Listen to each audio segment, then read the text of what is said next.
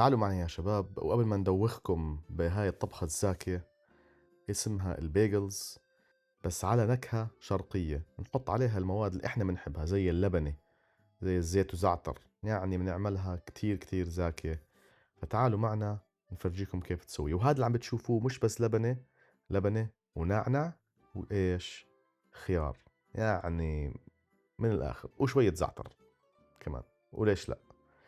صراحة هاي أزكى إشي من نوع من الخبز اللي أنا باكله، يمكن هو والبيتزا رقم واحد بالنسبة إلي.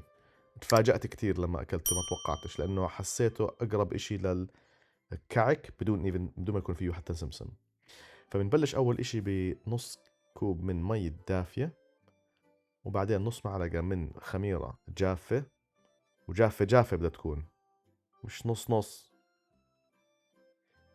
بعدين معلقة عسل، بتحط شوية زيت بتساعدك كتير إنك تنزل العسلات آه، أسرع. خلينا نحكي،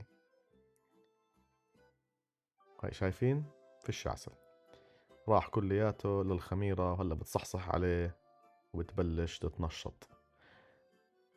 بدنا اياها ايش، نكون نشيطة نشيطة نشيطة، زي وقت الصبح لما الواحد عند المدرسة بدك ترفع ايديك وتنزل ايديك. المهم بنحط شوية زيت زيتون، وبعدين 3.5 كوب من الطحين. هذا الطحين بنستعمله احنا غير معدل جينيا، فيه بروتينات، بروتين كتير. ومعلقة صغيرة من الملح مشان الطعم والجلوتين. طبعا زي دائما بنحط المي شوي شوي. المي بنحطها حسب الطحين اللي عم نستعمله. فمثلا هذا الطحين اللي عم نستعمله فيه بروتين عالي، بتحمل بياخد مي أكتر من الطحين العادي.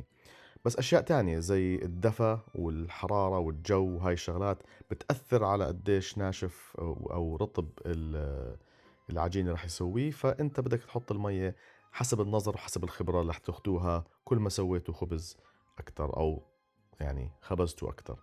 هلا على جنب بوعاء تاني بنحط لنا شوية زيت زيتون.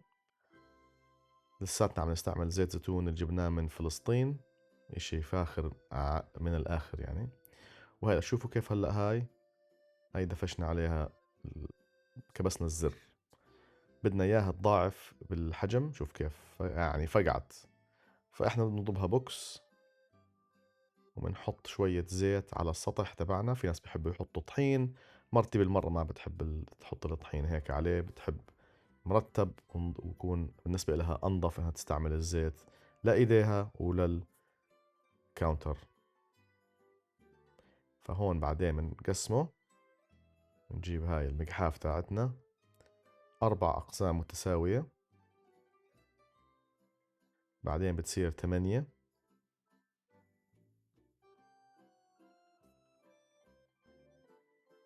إذا عندك مقحاف أكبر بسرعة بتسوي. بعدين بنمسك كل واحدة من القطع هدول ال8 ونبلش نطويها على حالها. تاخذ من الطرف وبتطوي، تاخذ من الطرف وبتطوي، كلياته بدخل بالنص. وبعدين بتشكلوها زي ما لما كنتوا صغار تمسكوا المعجونة وتضلكوا تلفوا فيها حتى تصير دويرة. في ناس كان يزبط معها شكل الدويرة، وفي ناس للأسف لليوم ما بزبط معها شكل الدويرة، بس مرتي شطورة بزبط معها شكل الدويرة. هلا بنتركها كلياتها ترتاح كمان مرة، تاخذ بريك زي ما بقولوا. شفتوها نفشت شوي صغيرة. هلا هي بتحب تحط الإصبع بالنص، بتعمل الخزق، بتبلش تلف فيه، بتكبر يعني بالخزق هذا زي ما الشكل اللي بدها اياه. في ناس بحب يسوي الخزق اكتر اقل، ما في مشكله، سووا اللي بدكم اياه، حتى جربوا. انا دائما بحب اجرب اول مره من اشكال كثيره. هلا مي مغليه مع شويه ملح صخري او بحري بنحطه هون، حالكم مشان يدوب. هلا هاي هي الخطوه يعني اللي بتسوي البيجل، انك بدك تحطها بالمي المغليه 30 ثانيه، وبتقلبها من فوق ومن تحت. هي اللي بتعطيك هاي القشرة اللي بتقرمش لما تاكلها، وبيضله طري من جوا. عن جد هي هاي اللي بتسويها غير عن بقية الخبزات اللي بنعملها طبعا احنا. فبدي اياكم تشوفوا الفرقية. حتى اذا بدك تجرب حط واحدة بدون ما تحطها بالمي، وواحدة مع المي.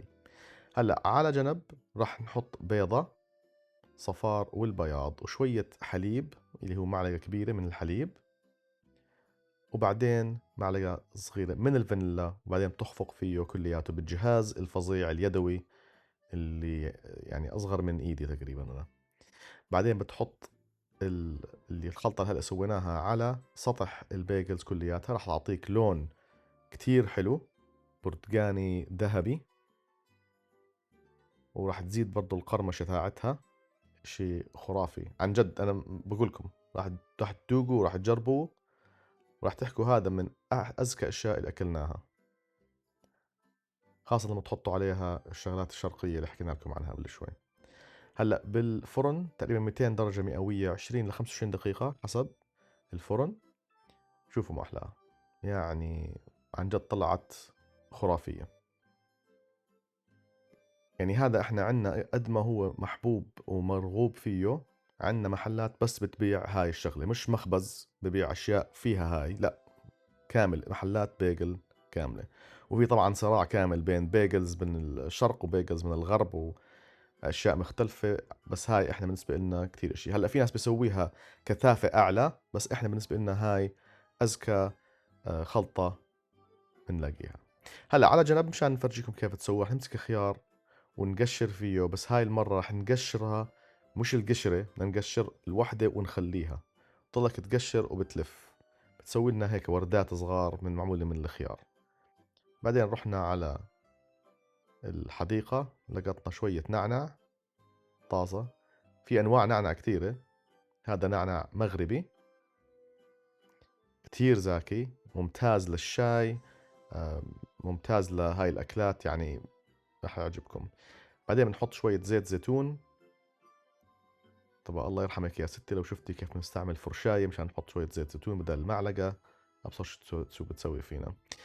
بعدين بنحط لبنة، وهي كيف تسووا اللبنة هون على الرابط للفيديو. بنزت لنا شوية زعتر لنكهة، ما كتر كتير للنكهة. بعدين بنحط النعناع، ما تستغربوا هيك رح نحط النعناع زي ما هو، رح تاكلوه زي كأنه يعني طالعين على شو اسمه على الحديقة معكم. واخر اشي بنزت هون شوية خيار. طبعا بدك تقسم الخيار، بدك تحطه مدور ملفلف مقطع، انت حر، بس احنا حبينا نحط هدول الوردات مشان هيك شكلهم كثير كرموش زي ما بقولوا.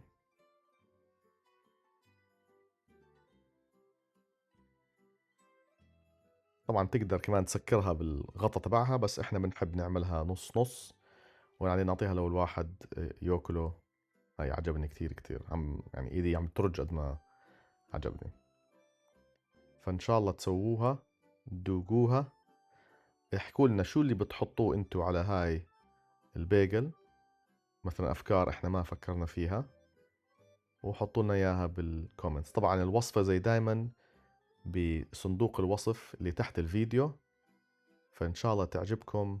وصحتين يا شباب، ان شاء الله ما دختوا كمان من الفيديو، أنا عم بتلف وعم بتلف وعم بتلف وعم بتلف وعم بتلف وعم بتلف.